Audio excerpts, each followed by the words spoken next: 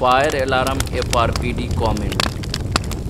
Number 1. Install GFCI receptacles in bathrooms, kitchen and within 1.8 meter of water sources. GFCI socket आपको install करना है bathrooms में, kitchen में और ऐसी जगह पे जहां पे कोई वाटर सोर्सेस हो। ये स्क्रीन पे आप देख रहे हैं, ये GFCI सॉकेट है। तो नॉर्मल सॉकेट आपको यहाँ पे इंस्टॉल नहीं करना है, यहाँ पे आपको GFCI socket. Number 2. Install emergency exit sign. Emergency exit sign किसी भी बिल्डिंग में होना बहुत ही जरूरी है, क्योंकि अगर कोई फायर होता है तो इमरजेंसी एग्जिट साइन से ही एग्जिट हो सकते हैं बाहर। Number 3. Ensure that the sprinkler system, supervisory, tamper switch, pressure switch and flow switch are interface with the fire alarm control panel. मतलब आपका टेम्पर स्विच, फ्लो स्विच और प्रेशर स्विच इंटरफेस होना चाहिए फायर अलार्म सिस्टम से, ताकि अगर कोई भी फायर हो किसी भी बिल्डिंग में तो जैसे ही फायर होता है स्प्रिंकलर के थ्रू पानी स्प्रे होने लगता है और स्प्रे होने के कारण फ्लो जो है पानी का वो पाइप में फ्लो होने लगता है, जिसके कारण इस तरीके से अलार्म इनिशिएट हो जाता है।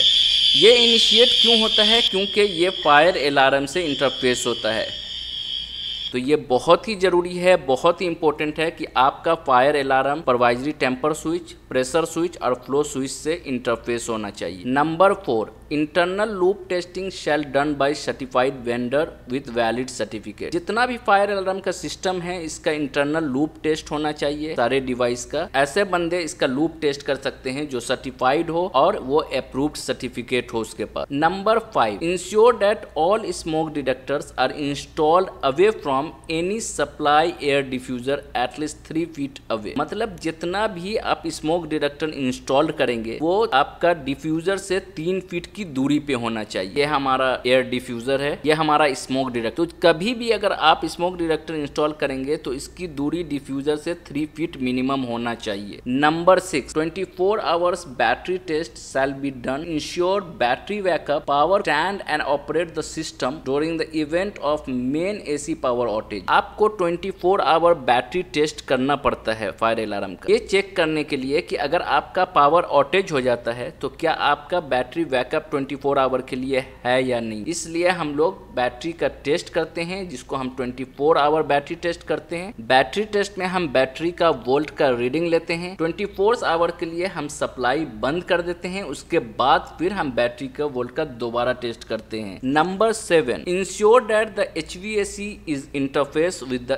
FDAS to shut down automatically including fire, smoke damper, motorized। मतलब आपका जो फायर डिटेक्शन अलार्म सिस्टम है वो इंटरफेस होना चाहिए HVAC सिस्टम से। क्यों होना चाहिए HVAC सिस्टम से इंटरफेस? क्योंकि अगर कोई भी फायर होता है और आपका HVAC सिस्टम ऑपरेट हो रहा है रनिंग कंडीशन में, तो इस केस में और भी फायर हो जाएगा, एक जगह से दूसरी जगह फायर और मूव कर जाएगा। इसलिए हम लोग इंटरफेस करते हैं कि जैसे ही फायर होता है एक अलार्म इनिशिएट होता है और ये HVAC system automatically shut down हो जाता है। Number 8. Provide fire zoning layout and cause effect matrix with frame and to be posted near fire alarm panel. मतलब आपको फायर अलार्म लेआउट और उसका कॉज इफेक्ट मैट्रिक्स दोनों आपको फायर अलार्म के पास इंस्टॉल करना है। Number 9. Provide PNID for the FDAS with PE stamp and seal. मतलब जो फायर अलार्म का ड्राइंग है वो PE स्टैम्प्ड होना चाहिए, मतलब एक प्रोफेशनल इंजीनियर से स्टैम्प्ड होना चाहिए वो drawing. Number 10. Complete the installation of duct smoke detectors on the HVAC ducting supply and return and ensure the air sampling tube inlet are protruded across the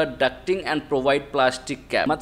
मतलब आपको डक्ट स्मोक डिटेक्टर लगाना है जो कि HVAC supply and return duct में लगाना है, और ये आपको ध्यान रहे कि जो उसका ट्यूब है स्मोक डिटेक्टर का वो सही तरीके से डक्टिंग में जाना चाहिए और उसके लास्ट एंड में आपको एक कैप लगाना है प्लास्टिक का। आपसे एक रिक्वेस्ट है कि आप अगर मेरे चैनल पे नए हैं और अभी तक आपने मेरे चैनल को सब्सक्राइब नहीं किया है तो जल्दी से सबसे पहले मेरे चैनल को सब्सक्राइब कर दीजिए, शेयर कीजिए, जरूर कीजिए।